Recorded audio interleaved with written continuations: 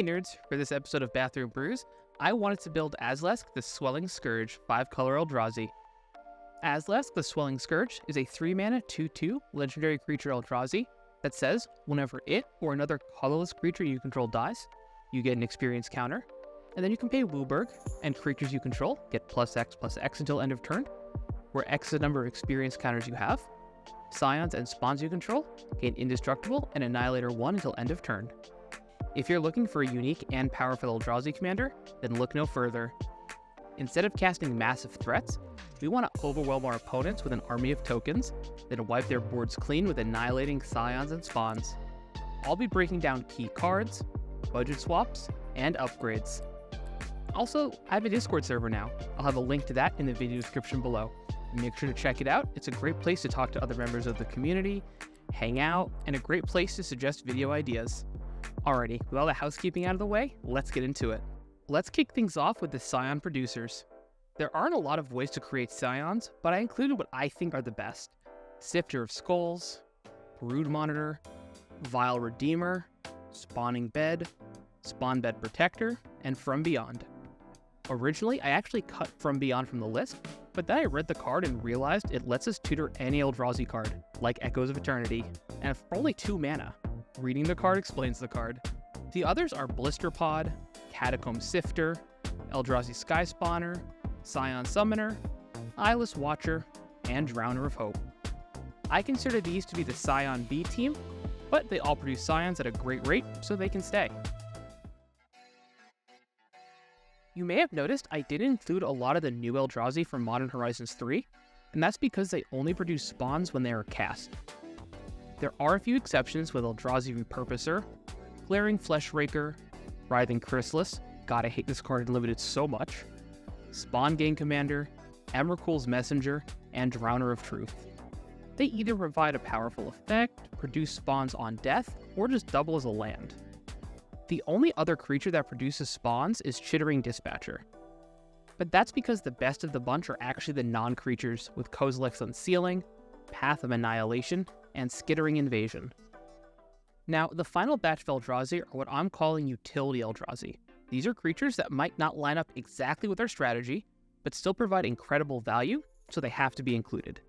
Eldrazi Displacer provides us with a cheap way to blink our token producers, and it goes infinite with Broodmother, giving us infinite experience counters. Eldrazi Linebreaker can turn a single token into a massive hasty threat. Combine that with our commander's ability, and our opponents are in for a bad time. Or we can use Sire of Stagnation to punish all those pesky landfall decks. Other notable utility Eldrazi's are Propagator Drone, Smothering Abomination, Sowing Mycospawn, Titan's Vanguard, Angelic Aberration, Oblivion Sower, Benthic Anomaly, Null Drifter, and Breaker of Creation.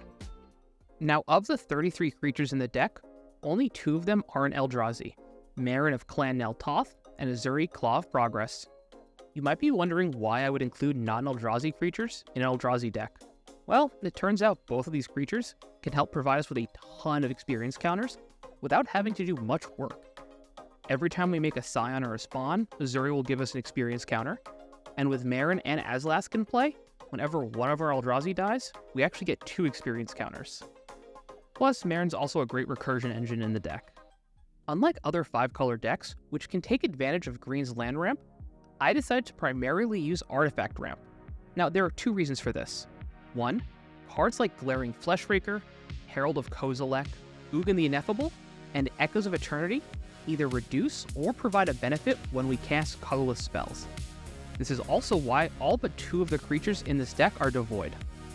Number 2, we have a 0 amount of creatures and abilities that require colorless mana, and there aren't any fetchable lands that can produce colored and colorless mana. Now, along with some of the cards I just mentioned, we have 9 of the 10 Talismans, Soul Ring, Snapping Voidcraw, and Ashnod's Altar. Now, technically, Path of Annihilation is also ramped, since it does allow us to tap our Eldrazi for colored mana. Now, as I just mentioned, I tried to only include Devoid and colorless spells for interaction. This is probably the weakest portion of the deck, but we do have Null Elemental Blast, Obtruse Apparition, Scour from Existence, and All is Dust. There are some other colorless removal spells we could add, but I'm pretty happy with this package.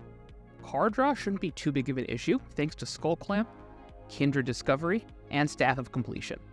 Some creatures can even draw you like 3 or 4 cards with Kindred Discovery in play. Skull Clamp is just busted, and it's a great include here. Now, Staff of Completion lets us draw, add mana, and proliferate our experience counters.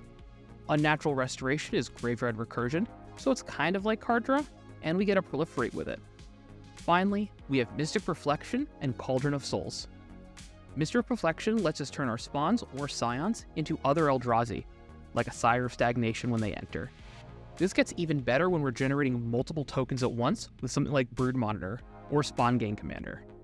Cauldron of Souls let us sacrifice our entire board, and then we can give them Persist to bring them back. I even included Gavany Township in the deck so we can remove the -1/-1 counters from all our creatures, letting us use Cauldron again. I don't usually do budget swaps category, but there are some cards I think that we could easily replace with some more budget options that may actually be better for the deck. Starting with the cuts, let's remove From Beyond, Staff of Completion, and Spawn Bed Protector. These are the 3 most expensive cards in the deck, aside from All Is Dust, but that's just too good to cut. Now, From Beyond, while a great tutor, is only here to be a second copy of whatever Eldrazi you may need. I would swap it out for Chthonian Nightmare. Nightmare was actually originally in the list, but I wasn't sure if there'd be enough 3 or fewer mana creatures to really be able to abuse it. Next is Staff of Completion, which I'd probably cut for Insidious Roots. Roots is great since it lets us tap our tokens for mana, and it gives us plants whenever creatures leave our graveyard. Finally, Spawnbred Protector can be swapped out for Metallic Mimic. Mimic is great since it gives all your Eldrazi who enter counters, and it combos nicely with Cauldron of Souls. And if you really want to squeeze the most out of your budget, you can probably cut some of the more expensive Pain and Filter lands, and either add in some more basics or just other lands that can filter for mana. But if you want to spend a little bit more money, there are some solid upgrades you can make. Starting off, we have Coat of Arms and Akroma's Memorial. These are great at closing out the game in conjunction with Azlask's ability. Warleader's Call is also a solid upgrade that buffs your creatures and ping opponents whenever a creature enters. But otherwise, the deck actually feels really solid at $100. Now, if you have Eldrazi Titans laying around, you could probably add them, but I don't think they improve the deck enough for you to go out and buy them.